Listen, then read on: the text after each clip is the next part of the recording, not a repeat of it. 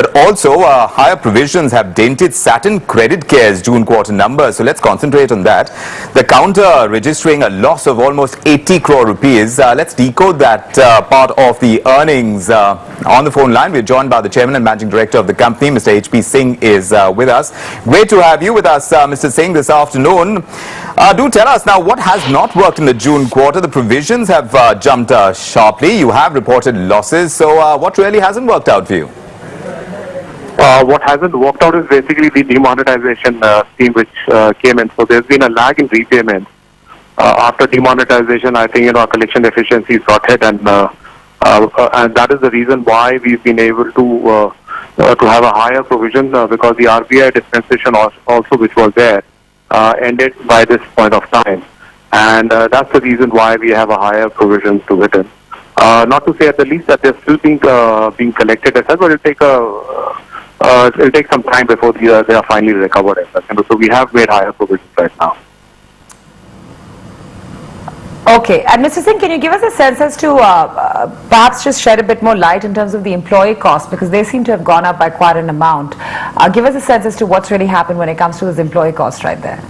Our overall operating cost has in fact this quarter gone down from our earlier quarter.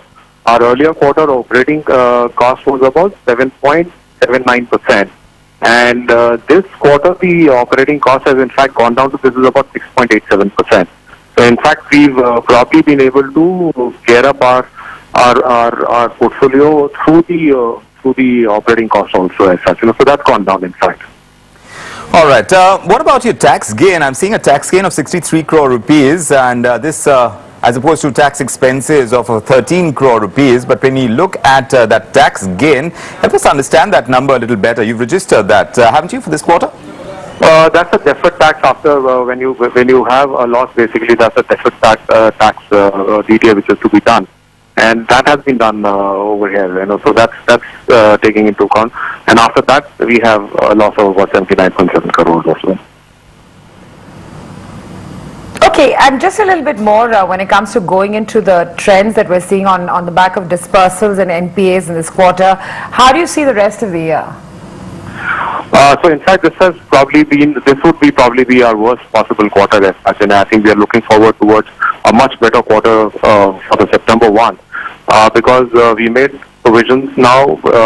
In fact, the disbursements are probably the right thrust as such, and then we are doing disbursements close to about 1,000 crore plus every quarter now. So our own sense is that I think the September quarter is going to be a better quarter than the June quarter. Right, so that's the expectation. About the collection efficiency, how do you expect that to improve, and what's the first feedback that you're getting from customers post the implementation of GST? Because you did talk about the negative impact of demonetization, but do tell us, as far as GST implementation is concerned, what's the feedback like from customers? So on GST, I think we don't have any role to play. I think that's not been something which has hurt us at any point of time after the implementation of GST. And in terms of our collection efficiency, I think the last 2 months as such, we've been operating at 100% plus collection efficiency for our old portfolio, which was before demonetization. And in fact, whatever we've disbursed from January onwards also has now a collection efficiency of about close to 99%. So going ahead, the things look much better than what it was. So the demonetization impact is now slowly weathering away. So this is probably what I said, going to be probably the largest quarter hit basically which would come in, and it will improve from here now.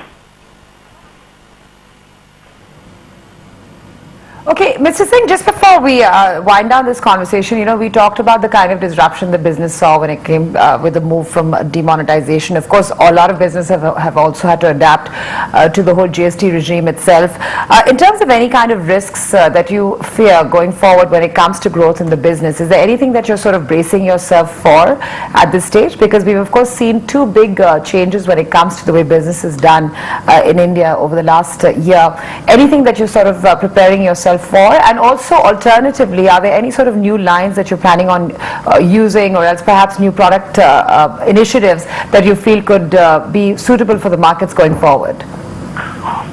So if I take these, I think, the demonetization impact was probably the mother of all, So we've seen that, and I think, we've probably encountered that and navigated that to a large extent. So I think, going forward, I don't think so that we'll have any bigger challenge than this, what we've already encountered. So my sense is, I think, from that standpoint, we are pretty certain to go ahead now over there.